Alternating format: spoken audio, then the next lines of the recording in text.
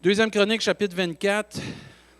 Juste avant de lire ces références-là, pour ceux qui ne sont pas habitués, on va lire au moins une référence dans nos Bibles. Le reste, c'est pas mal tout en avant, là, les versets. Gardez votre référence. J'aimerais juste vous lire ces versets-là. Dans le verset 1 de Deuxième Chronique, chapitre 24, ça nous dit « Joas avait 7 ans lorsqu'il devint roi. » OK, on va chercher nos 7 ans là, pour les monter en haut. Vous êtes les nouveaux pasteurs de l'Église, vous êtes les nouveaux dirigeants de l'Église, vous êtes les nouveaux dirigeants du royaume de Dieu. 7 ans. 7. Lorsqu'il devint roi, il régna 40 ans. À Jérusalem, sa mère s'appelait ceci, de Beersheba. Verset 2. Joas fit ce qui est droit aux yeux de l'Éternel pendant toute la vie du sacrificateur Jéhojada. Dans 2 Roi, chapitre 12, c'est la même histoire, mais écrite différemment. Au verset 2, ça nous dit « Joas fit ce qui est droit aux yeux de l'Éternel tout le temps qu'il suivit les directives du sacrificateur Jéhojada. » Le titre de la prédication ce matin, c'est « Conseiller, conseillère, recherché ». J'ai bien aimé ce qu'Israël a marqué. Ce n'est pas une offre d'emploi, là, mais c'est vraiment ce que Dieu cherche. C'est sur Facebook, il a marqué ça. Un conseiller, c'est quelqu'un qui donne des conseils, qui dirige, qui oriente, qui aide à servir de guide pour quelqu'un. C'est aussi, ça l'indique à quelqu'un ce qu'il doit faire, lui recommander des choses, lui recommander des personnes, donner son avis pour faire des choses, puis aussi lui suggérer certaines choses ou certaines personnes. Et Dieu est à la recherche de conseillers et conseillères dans son royaume, ici-bas, pour avoir une influence sur le monde avec qui on vit. Est-ce que je suis un bon conseiller ou une bonne conseillère ce matin? Est-ce que j'exerce une bonne influence sur les gens qui m'entourent? Est-ce que je suis capable d'apporter une parole à propos? Est-ce que je suis capable de conseiller quelqu'un dans sa vie spirituelle, dans sa vie de tous les jours? Est-ce que je me tourne vers le conseiller par excellence qui est Dieu, notre Père céleste, Jésus-Christ? Dieu cherche vraiment des hommes et des femmes qui vont être en mesure de bien conseiller les gens autour d'eux.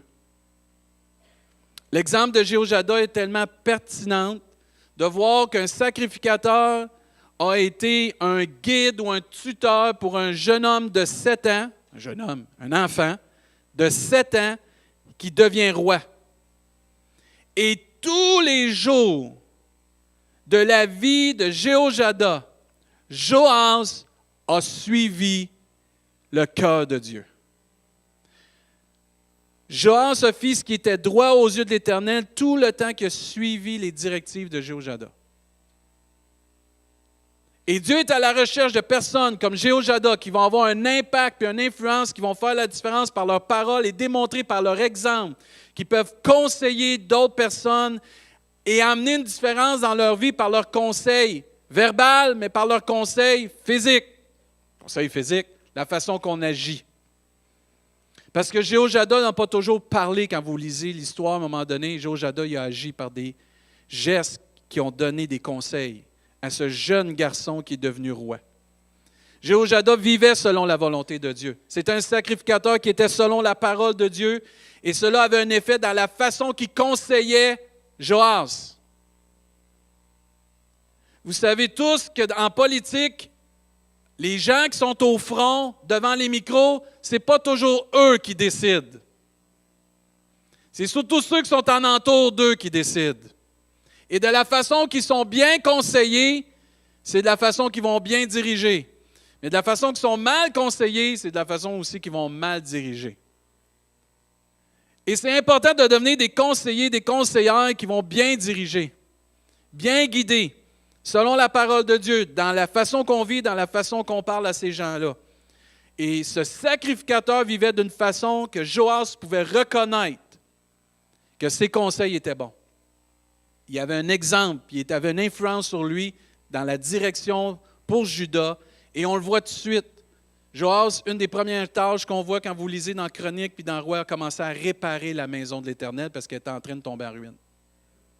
Vous lirez, il ne se prend pas de la bonne façon, puis à un moment donné, Jéhoiada revient le remettre comme il faut. Le kid, il avait le cœur à la bonne place. Et il y a 7 ans. Puis il prenait des décisions d'impôts. Hé, vous lirez. Pas sûr que je le laisserais toucher aux finances, hein, Bruce?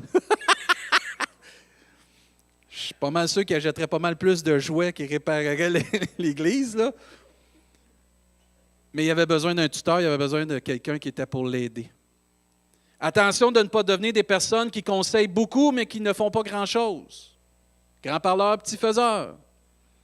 Attention de devenir des conseillers, des conseillères qu'on ne vit pas nos propres conseils. C'est facile de dire aux autres quoi faire. Attention de ne pas devenir des personnes qui donnent des conseils, de bons conseils, mais qui ne sont pas capables de recevoir des conseils.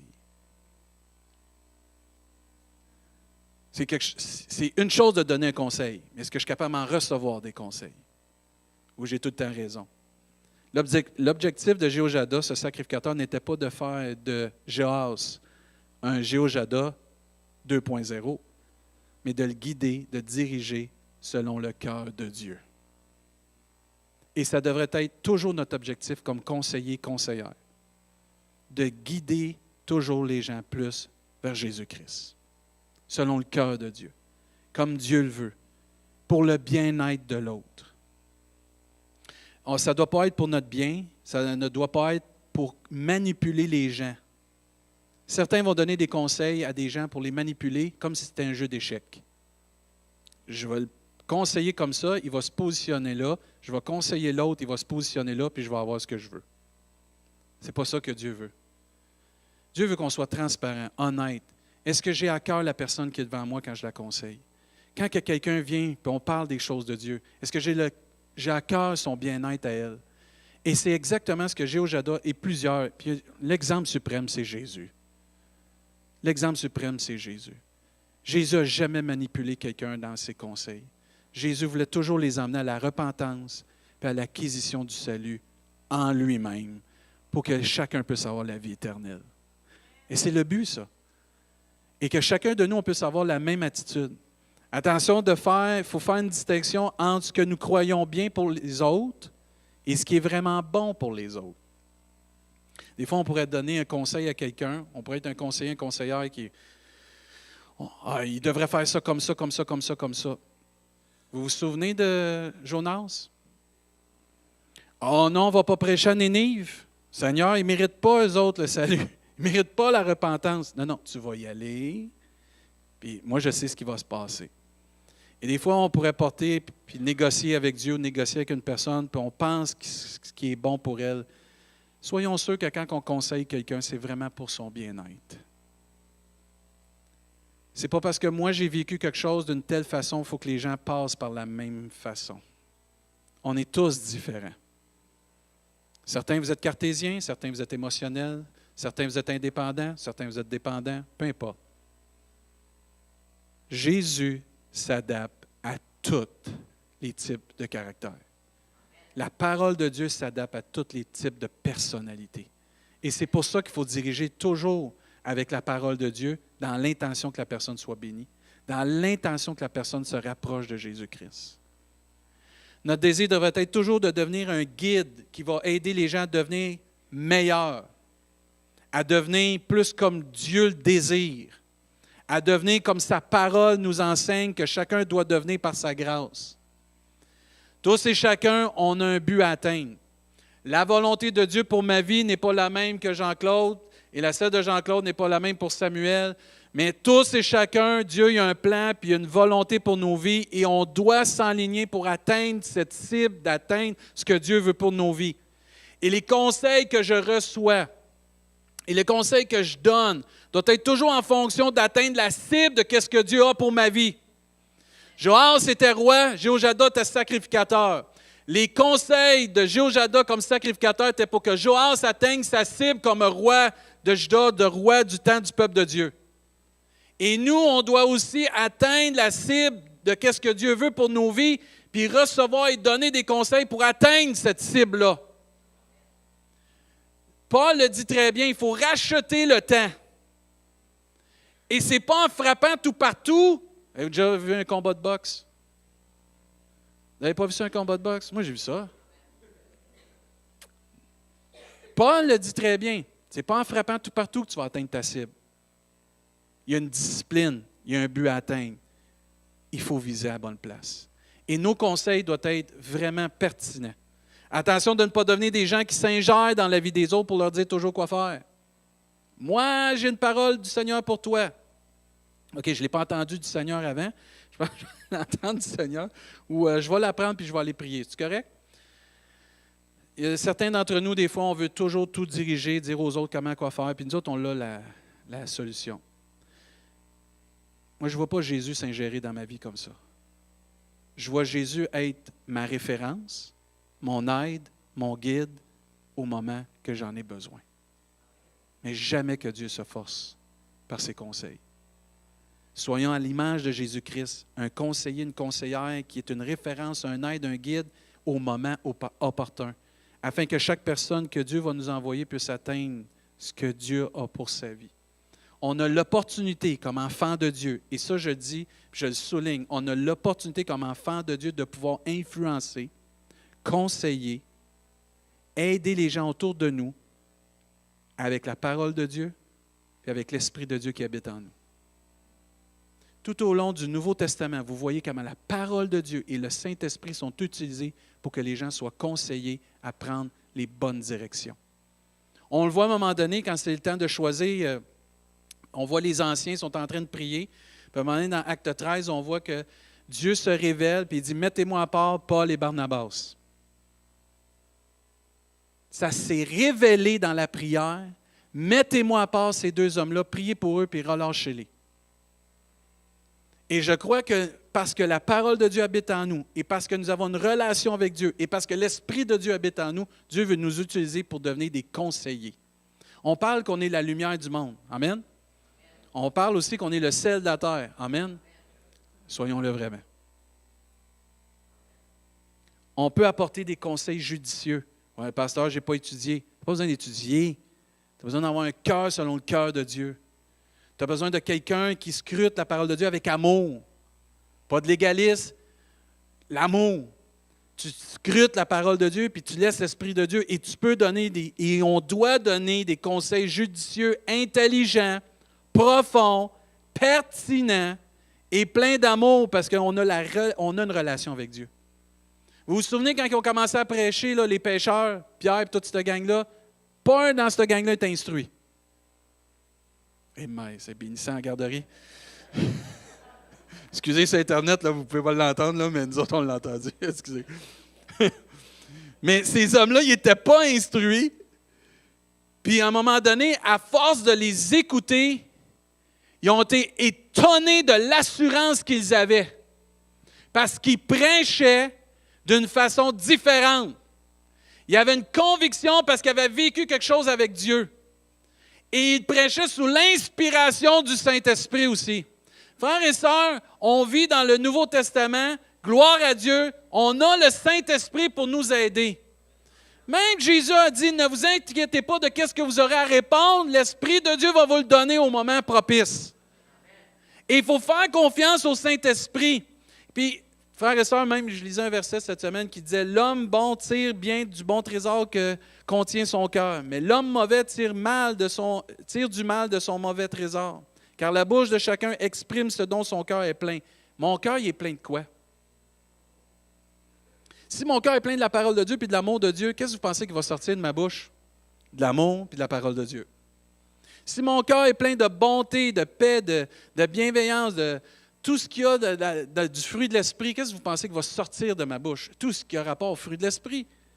Pour ne pas avoir honte de ça. On devrait même être fiers de cela, dans un sens, parce qu'on peut apporter et contribuer à ce que notre société et notre communauté, on sait que le monde s'en va à dérive. Mais même s'il s'en va à dérive, on peut-tu, entre-temps, faire ce que Dieu nous demande puis diriger le monde vers Jésus-Christ?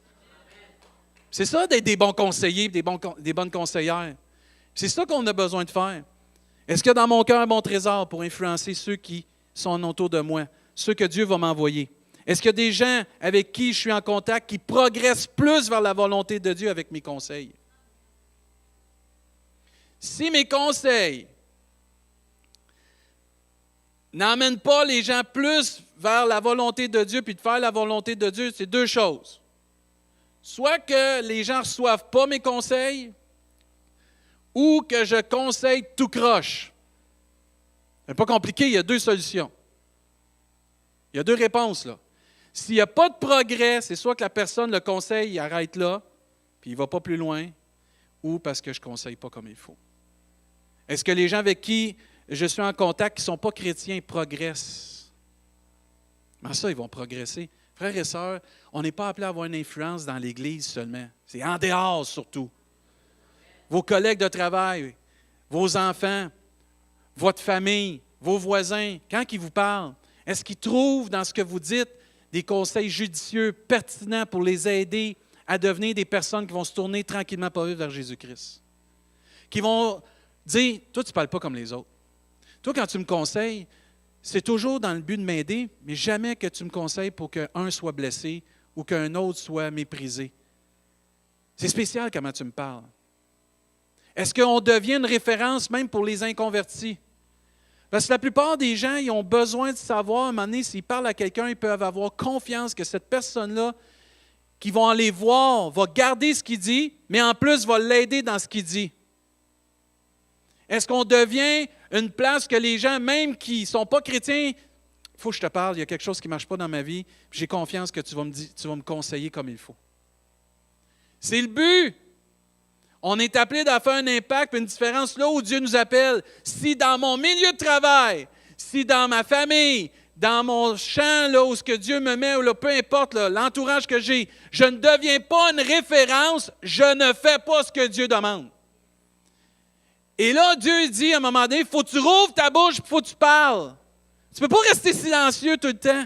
Tu ne peux pas, par tes actions, être quelqu'un qui passe anonyme. Un enfant de Dieu ne peut pas passer anonyme. Entre vous et moi, si tu allumes la lumière, tu sais tout de suite qu'il y a quelque chose. Mais si chacun de nous, on est allumé et on arrive dans notre lieu de travail, on devrait avoir les yeux fixés sur nous autres. Parce que c'est les ténèbres tout partout.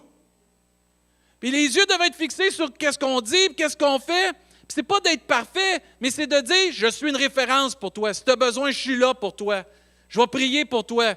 T'aimes pas ça quand je dis ça? Mais on va discuter quand même ensemble. Je vais t'aider, je vais te respecter. Mais le but, c'est de devenir des conseillers, des conseillères qui vont amener les gens à devenir meilleurs. Frères et sœurs, si on n'est pas capable d'ouvrir la bouche juste pour conseiller quelqu'un, on n'ouvrira jamais la bouche pour témoigner. Ça fait pitié, ça. Et là, c'est vraiment une recherche d'emploi quand ça dit conseiller, conseillère. Rechercher. Ben, je pense que Dieu cherche des témoins fidèles. Je pense que Dieu cherche des 100 watts, pas des 2 watts. Dieu cherche des lumières qui s'allument. Et ce n'est pas de commencer à faire des simagrées à la job, là. C'est d'être là quand Dieu nous place à une place, puis ensuite de dire, Seigneur, s'il y a une opportunité ce matin, aide-moi à la saisir, donne-moi le courage de le faire, accompagne-moi par ton esprit. Moi, j'aime un des pasteurs qu'on a eu à Saint-Hyacinthe, le frère Samson. Il disait toujours, ouvre ta bouche, puis Dieu va la remplir. Et ce qu'il a dit ça souvent. Puis lui, c'était un petit bonhomme de 5 pieds cucs, là. Puis quand il arrivait sur la tribune, eux autres, c'était une affaire de bois dans ce temps-là, tu sais, tout était en bois. Il tapait ça sur la tribune, là. Ouvre ta bouche, puis Dieu va la remplir. Tu étais convaincu solide, là, ou tu avais peur. Puis quand tu étais né de nouveau, là, la première affaire qu'il faisait, il disait, viens ici, toi. Puis là, il ne disait pas, si tu veux, viens ici. Puis tu n'avais pas le choix. Paul puis Diane, je ne sais pas si vous avez vécu, frère Samson, pas, vous n'avez pas vécu. Puis là, il te faisait venir en avant. Témoigne ce que Dieu a fait pour toi. Sur le fret. Il ne te préparait pas 3 semaines en avance. Il ne te demandait pas, il ne vérifiait pas tes notes, puis tout. Témoigne. Dis aux autres. Je pense qu'on va commencer ça la semaine prochaine. Non, c'est pas vrai. C'est une façon de faire, là. Mais vous savez que je ne suis pas comme ça. Mais est-ce que je suis en mesure de diriger puis d'aider les gens à vivre comme Dieu? puis discuter aussi des choses pas faciles des fois pour influencer les gens à continuer de faire la volonté de Dieu. On va-tu la lire, notre référence? Oui, on va la lire, notre référence. Joas, à un moment donné, il y avait ce guide-là, ce conseiller-là, mais il va le perdre. Jéhoiada était plus vieux. Et vous savez, comme moi, les mauvaises compagnies corrompent. Et là, on a un choix aussi d'être un bon conseiller, mais on a le choix et le devoir de choisir des bons conseillers. Ce n'est pas tout le monde qui sont aptes à conseiller comme il faut des fois. Et ça, c'est un cheminement dans notre vie chrétienne pour être en mesure de conseiller comme il faut quelqu'un. Et des fois, c'est plus difficile. Il y a des sujets qu'on a de la difficulté. Et Dieu ne nous demande pas d'être parfait dans tous les sujets. Il y a des sujets que Bruce, il va être plus à l'aise de discuter peut-être que moi. Patrick va peut-être être plus facile dans un sujet que moi. Ça peut être la même chose pour Hélène ou peu importe. Le but, c'est dans ce que Dieu nous demande, d'exceller, puis de le faire pour sa gloire, puis pour que les autres soient bénis. Et si vous savez, là, que vous avez de la difficulté à conseiller, parce que vous, quand vous conseillez, vous jugez, arrêtez tout de suite. Conseillez plus personne. Allez dans la prière, puis demandez à Dieu de changer votre cœur. Parce que ce n'est pas en jugeant qu'on emmène les gens à Jésus-Christ. Ce n'est pas en jugeant qu'on inspire un frère ou une sœur à persévérer dans la foi. Si vous êtes une personne, des fois, que la douceur, ce n'est pas toujours ce qui est le plus facile dans votre vie, priez avant d'aller conseiller. Mettez-vous dans un état d'esprit d'être capable de conseiller comme il faut. Si vous remettez votre journée dans les mains du Seigneur, si vous allez au travail, puis vous savez, vous avez des difficultés, il y en a, vous êtes capable de mettre du miel en entour de toutes les paroles. Mais il y en a, vous, c'est comme des écharpes. Ça rentre, puis ça... On est tous de même à un moment donné, soit la fatigue ou peu importe, à un moment donné, ça sort en bon québécois, straight, bang. Puis ça fait du mal. Et ça, on connaît notre tempérament, on connaît comment on est fait. Prions le Seigneur pour qu'il nous change. Mais faisons confiance au Saint-Esprit aussi. Moi, j'ai vu des gens avoir une parole directe. Et ça a fait un effet solide. Pourquoi? L'intention en arrière. C'était pour le bien de la personne, mais fait avec amour aussi. Et moi, je me souviens, j'ai déjà dit ça à des personnes, je ne sais pas, je l'ai déjà témoigné, mais quand tu commences à prêcher, souvent les gens te regardent puis ils prennent des notes, puis en tout cas, peu importe. Il y avait une vieille madame à l'église que je respecte, qui est décédée aujourd'hui. Dans les premières fois que je prêchais, puis j'étais pasteur, elle m'a appelé après un dimanche matin, après une réunion. Puis, j'étais pas en état de recevoir des conseils, là.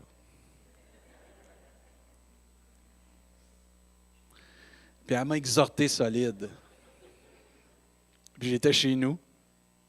Et là, j'ai donné toutes les platitudes au Seigneur. Là, j'étais là. J'avais un mur de lamentation carrément dans mon salon. Puis, mais je veux toujours me souvenir, mon premier pasteur m'avait toujours dit quelque chose. David, quand tu reçois une critique ou tu reçois un commentaire, 1, tu le reçois. 2, tu le mets devant Dieu. Ce qui est bon, tu le gardes. Ce qui n'est pas bon, tu le mets de côté. Puis là, j'ai été obligé de me réécouter comment j'ai prêché parce qu'elle m'avait reproché quelque chose. Puis là, je me suis réécouté, puis savez-vous, elle avait raison. Elle me l'a dit d'une façon, puis je n'étais pas apte à le recevoir. Mais l'intention derrière, c'était pour m'emmener à devenir un meilleur prédicateur. Vous en bénéficiez aujourd'hui. Oui, merci Seigneur.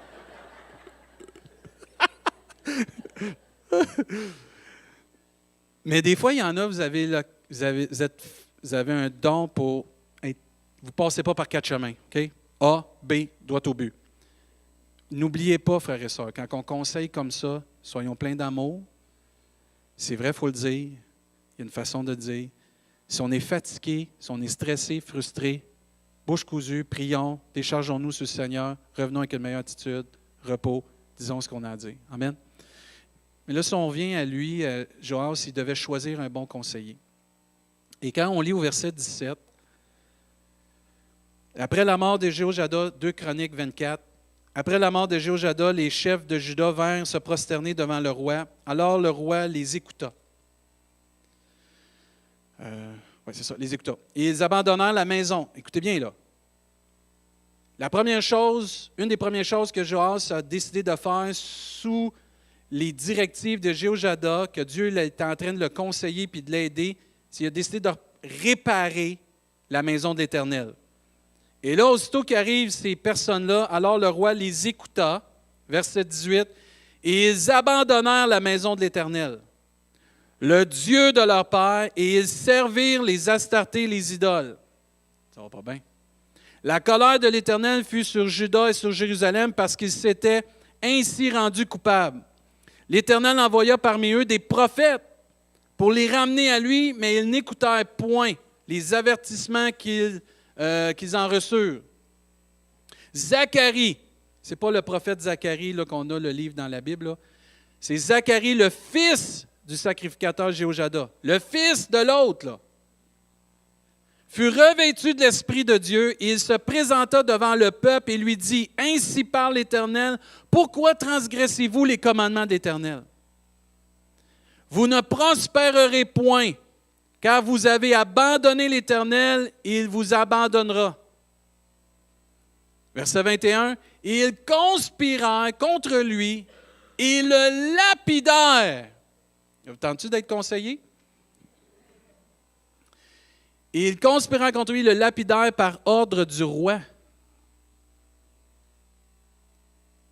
Et la place où ils l'ont lapidé, dans le parvis de la maison de l'Éternel. Verset 22, le roi Joas ne se souvint, regardez bien, c'est fort, là, ça va loin. Le roi Joas, là, qui a grandi avec un sacrificateur qui l'aimait, qui le dirigeait vers le cœur de Dieu, ne se souvint pas de la bienveillance qu'avait eue pour lui Jéhoiada, père de Zacharie. Et il fit périr son fils. Zacharie dit en mourant que l'Éternel voit et qu'il fasse justice. On parle d'un jeune garçon qui a un très bon conseiller et que ce conseiller-là l'influence à faire tout ce que Dieu veut. Et quand il perd ce bon conseiller, et ça va tous nous arriver à un moment donné de cheminer dans notre vie, de perdre un bon conseiller ou une bonne conseillère. Moi, un des meilleurs conseillers que j'ai eu, c'est mon père. Et aujourd'hui, mon père est atteint de la maladie d'Alzheimer et de la démence. Je ne peux plus avoir de conversation avec mon père. Mais ça a été le meilleur conseiller que j'ai jamais eu. Et tu n'as pas le choix, à un moment donné, tu dois te trouver un autre conseiller. Tu dois te trouver quelqu'un d'autre qui va t'aider. Ah là, lâchez-moi, là. Ben là, Dieu, lui, il va nous... Oui, Dieu, oui, c'est correct, on va en revenir à Dieu. Mais Dieu nous donne aussi des frères, des sœurs, des hommes et des femmes pour qu'on puisse partager ensemble et grandir ensemble pour avoir des conseils. Jéhoiada, ce n'était pas Dieu, c'était un serviteur de Dieu.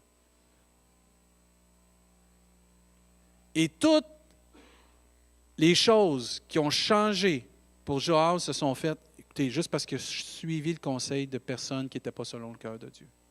La première chose, c'est abandonner la maison de l'Éternel. Ils ont abandonné Dieu, ils ont commencé à servir d'autres dieux. Ils étaient coupables et la colère de Dieu était sur eux. Ils ont commencé à ne plus écouter les avertissements de Dieu par les autres prophètes. Ils ont même rejeté Zacharie, le fils de Jéhoiada, par qui l'Éternel l'avait béni par ses conseils. Ils l'ont même lapidé dans les parvis de la maison de l'Éternel. Moi, ça m'a frappé, ça. Puis ils n'ont point prospéré parce qu'ils avaient abandonné Dieu.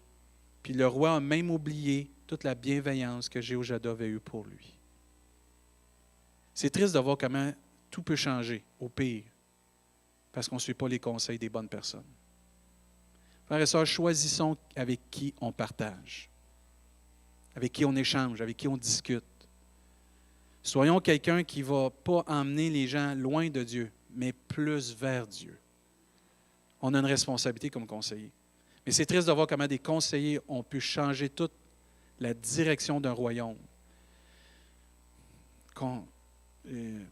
Combien de pasteurs ou de dirigeants d'entreprise, ou peu importe, parce qu'ils ont été mal conseillés, ont dirigé ou emmené des églises dans des lieux déserts, non prospères, non bénis de Dieu, non avec la faveur de Dieu, parce qu'on n'a pas été bien conseillés ou parce qu'ils n'ont pas été chercher les bons conseils.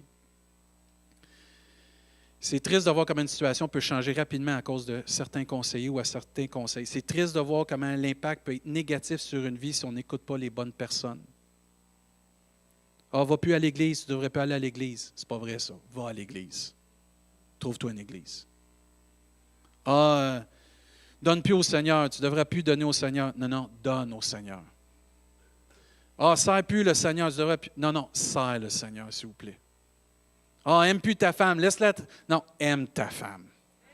Aime plus ton mari, là, laisse-les tranquilles, là. Non, aime ton mari. Aime tes enfants. Tout conseil qui n'est pas selon le cœur de Dieu, il faut le rejeter. Tout conseil que je ne suis pas à l'aise, puis je ne suis pas confortable avec, je peux le mettre de côté pour un temps, prier là-dessus, méditer là-dessus et laisser Dieu faire son œuvre par son esprit afin que ça travaille dans ma vie. Ce n'est pas parce que je reçois un conseil maintenant qu'il faut que je le mette en application maintenant. Il faut que je prenne le temps de prier là-dessus, puis que Dieu me convainque par sa parole et son esprit. Il y a un autre roi, 16 ans. Ah, il les prenait jeune. Osias, dans 2 Chronique 26, ça dit Osias avait 16 ans lorsqu'il devint roi. Il régna 52 ans à Jérusalem. Ça nous dit au verset 4, il fit ce qui est droit aux yeux de l'Éternel. Je pense que je l'ai le verset. Je vais vous le mettre. Oui, je l'ai. Verset 4, il dit, il fit ce qui est droit aux yeux de l'Éternel, entièrement comme avait fait son père Amazia, là, je dis comme je pense son père. Verset 5, c'est surtout ça qui m'intrigue. Il s'appliqua à rechercher Dieu pendant la vie de Zacharie. Ça, c'est un autre Zacharie. C'est un autre, là, OK? C'est pas le même, là. Qui avait, regardez bien, qui avait l'intelligence des visions de Dieu. Plus tu es une personne qui est en communion avec Dieu et qui a une relation avec Dieu, plus les gens vont vouloir se greffer et suivre le Seigneur, et tu dois les emmener à Jésus-Christ. On ne doit pas faire des disciples de Zacharie, des disciples de David. On doit prendre ce que Dieu nous donne comme don et talent et toujours amener les gens à chercher qui? Dieu. Et ici, on voit Osias, 16 ans, qui a été influencé par Zacharie, qui était un homme qui avait l'intelligence des visions de Dieu. Et dans le temps où il chercha l'Éternel, Dieu le fit prospérer. Alors, je ne parle pas de l'évangile de prospérité, là, je sais, c'est pas ça. Ça, là, prospérer, vous allez voir, là, quand vous lisez, s'il a été prospère dans ses victoires contre les guerres, il a été prospère dans sa vie. Oui, quand tu suis le Seigneur, Dieu veut te faire prospérer dans tous les aspects de ta vie, mais pas juste financièrement. On peut s'entendre là-dessus? OK? Mais ici, ça devrait nous faire comprendre que l'âge n'est pas un facteur pour recevoir des conseils. 7 ans, 16 ans. Les kids ont été élevés par des guides, des conseillers, des conseillères. Parce que les mamans sont là. N'oubliez pas les mamans, là. Ce pas toutes les mamans là, dans l'Ancien Testament qui n'étaient pas bonnes. Il y en avait des bonnes, là. C'était pas toutes des Jézabel, là.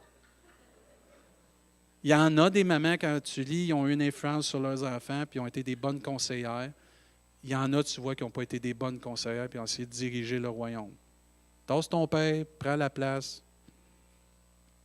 Ça, c'est une autre affaire, ça. Je n'embarquerai pas là-dedans matin, là. Mais les mamans, faites attention de bien conseiller vos enfants. Des fois, vous, les mamans, puis je dis ça avec un grand respect. J'en ai une maman.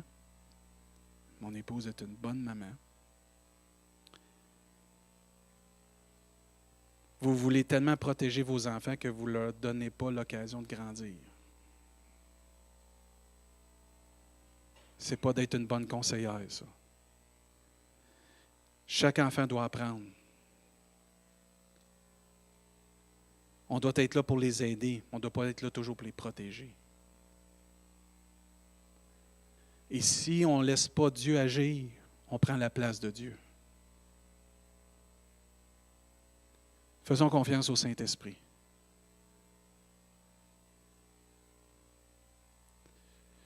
Ouais, mais tu sais, le monde, on n'a pas à avoir peur du monde.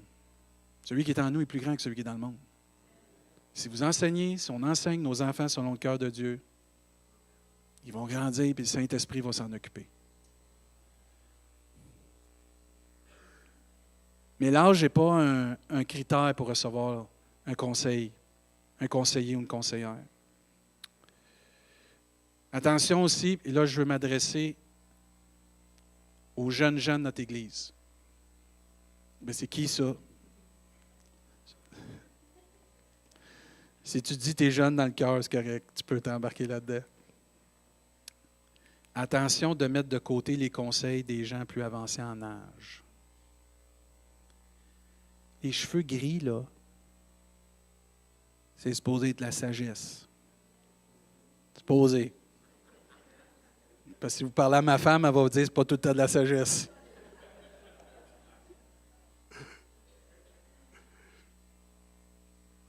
Il faut valoriser ceux que Dieu nous envoie d'un âge plus avancé dans notre vie pour accepter les conseils qu'ils ont à nous donner. Dieu veut se servir d'eux pour nous aider à être selon le cœur de Dieu parce qu'ils en ont vu plus que nous autres.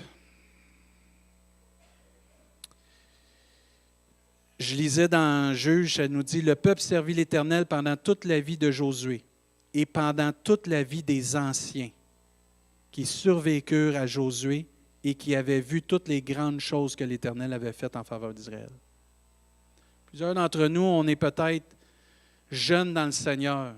Acceptons les conseils des plus vieux dans le Seigneur parce qu'ils en ont vu avant, ils ont vu Dieu agir et ils sont capables de nous aider à voir Dieu agir encore.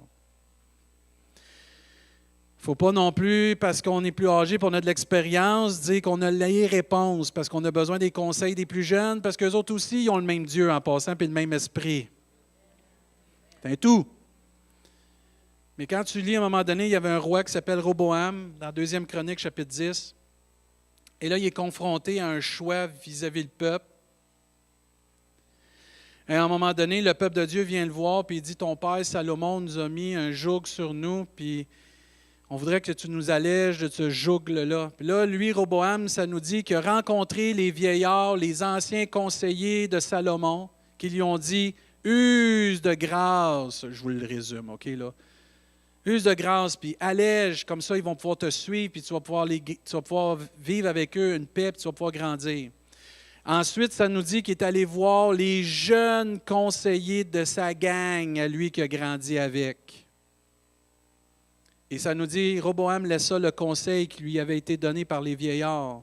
Et il consulta les jeunes gens qui avaient grandi avec lui, qui l'entouraient, lui ont dit, « Pèse plus fort, écrase plus fort, deviens un roi plus grand que ton père. » Et Dieu, c'était intentionnel que le peuple de Dieu devienne à un moment donné Juda et Israël. Mais à ce moment-là, tu vois vraiment que Juda est devenu Juda, Israël est devenu Israël. Mais ça aurait pu se faire dans une transition pas mal plus paisible et bénissante si Roboam aurait suivi les conseils des vieillards qui étaient avec son père Salomon au lieu de suivre sa petite clique puis sa gang qui était moderne. Écrase. On va faire notre marque. En tant que jeune, on n'est pas ici pour faire notre marque. On est ici pour faire la marque de Dieu. De rehausser qui est Jésus-Christ. On a chanté ce matin, « Sois élevé ». C'est important. Et on a besoin de jeunes et moins jeunes pour se conseiller, pour grandir dans la foi. C'est tellement important. On a besoin de cet équilibre-là. Voulez-vous savoir si quelqu'un vous conseille bien? Très simple. Ce n'est pas difficile à savoir. Si mes conseillers qui sont autour de moi me conseillent bien, je peux le savoir. Et est-ce qu'ils m'aident à devenir comme Jésus-Christ? Est-ce que ces conseillers-là et conseillères-là m'aident à accomplir la parole de Dieu? Et est-ce qu'ils m'aident aussi à accomplir la volonté de Dieu dans ma vie? 3 choses. Si ceux qui vous entourent vous conseillent toujours être plus comme Jésus-Christ, c'est bon. S'ils vous conseillent à respecter et à vivre la parole de Dieu, c'est bon.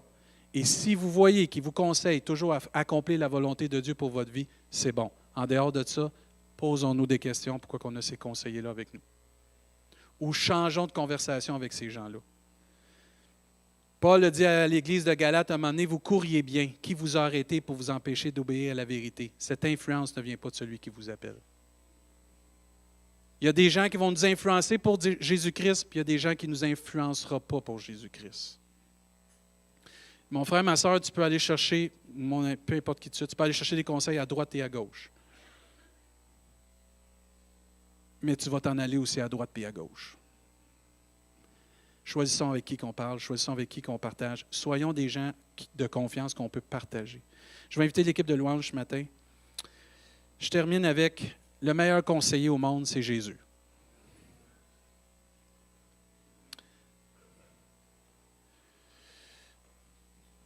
J'aime le psaume 32, c'est un de mes psaumes préférés parce que tu vois David qui est confronté à son péché. Tu vas dire, t'aimes ça être confronté à ton péché? Oui, tu n'as pas le choix parce qu'il faut que tu demandes pardon. Et on voit un David qui est confronté à son péché, puis il doit demander pardon. Puis aussitôt qu'il demande pardon, il confesse son péché devant Dieu. Dieu lui dit au psaume 32, « Je t'instruirai, je te montrerai la voie que tu dois suivre, je te conseillerai, j'aurai le regard sur toi. Ne soyez pas comme un cheval ou un mulet sans intelligence, où on les bride avec un frein et un mors dont on les part, afin qu'ils ne s'approchent point de toi. » Dans le psaume 16, ça nous dit, « Je bénis l'Éternel, mon conseiller. » Est-ce que Dieu est ton conseiller ce matin?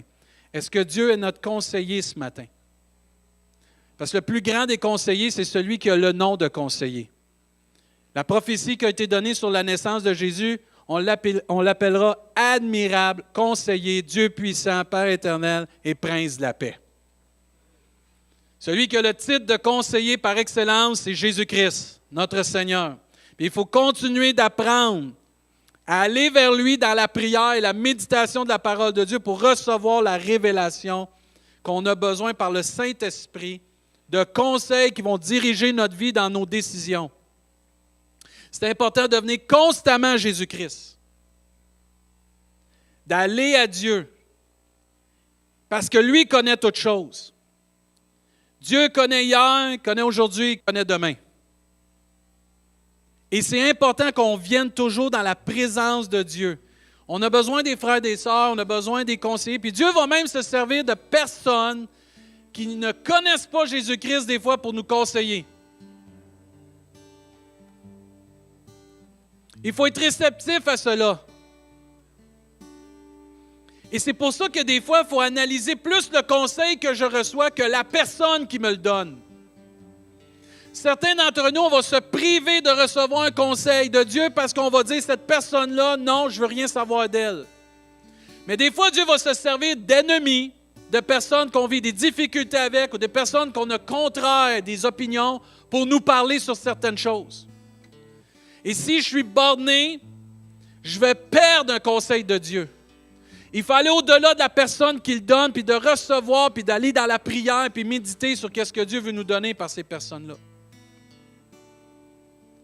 Il y a un commentaire qui donnait une explication du psaume 32 au verset 8. Il dit « Il l'instruit sur le chemin à suivre et le conseille dans les décisions à prendre.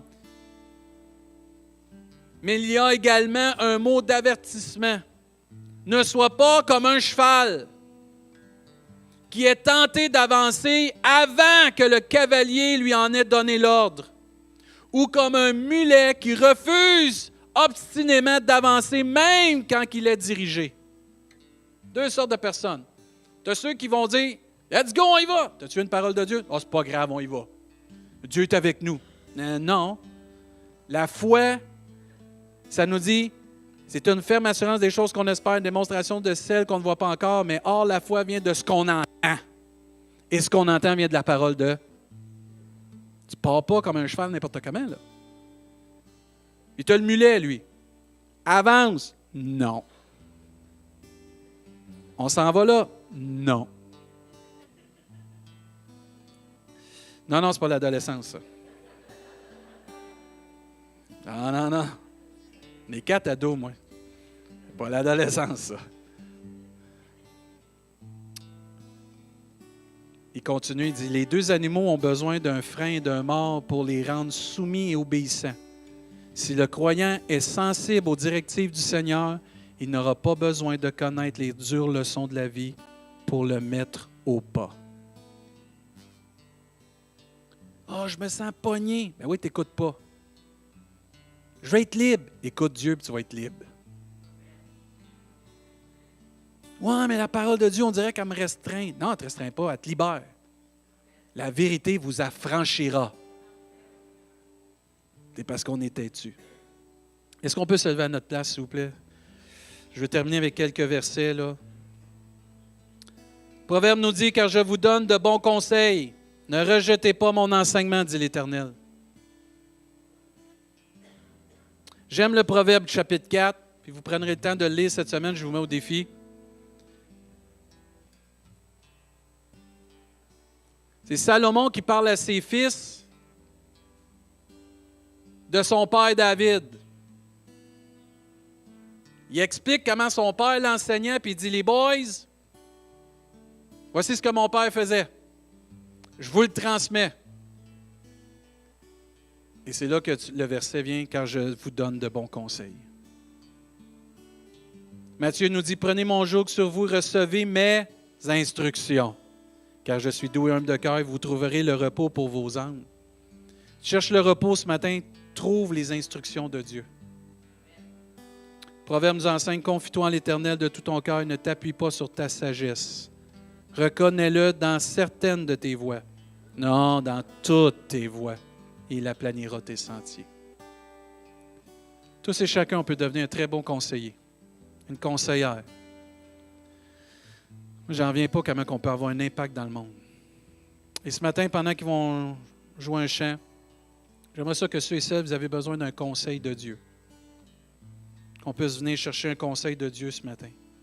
Tu es peut-être dans une situation que tu désires avoir la direction de Dieu. Tu cherches quelque chose vraiment fort dans ton cœur. Tu veux vraiment avoir une réponse de Dieu. Mais ce matin, on veut t'inviter à venir en avant. On va prier avec toi. Puis j'aimerais ça aussi comme Église. Je lance un même appel en même temps, là. Si tu désires devenir un bon conseiller ou une bonne conseillère, ça commence dans la prière. Ça commence dans une relation intime avec Dieu. On peut conseiller les gens avec notre intelligence, c'est vrai. On a tous une capacité. Mais avez-vous remarqué que les gens qui ont le plus d'impact dans la parole de Dieu, c'est ceux qui étaient guidés par le Saint-Esprit? Et moi, je crois que dans les derniers temps qu'on vit, on a besoin encore plus du Saint-Esprit pour nous guider dans nos paroles. Ce matin, ce n'est pas compliqué. Dieu il a semé une parole là, dans nos vies. On va venir à l'appel pour que Dieu l'arrose, qu'elle porte un fruit. Et si tu as besoin d'un conseil, pendant que vous pouvez commencer à chanter là, et à jouer, on va s'avancer et on va venir chercher le conseil de Dieu. On va demander à Dieu qu'il nous transforme, qu'on devienne un conseiller, une conseillère qui va pouvoir utiliser dans la vie des gens qui nous entourent. Et tous ceux et celles, vous voulez devenir un conseiller, une conseillère d'impact, je vous encourage d'avancer maintenant.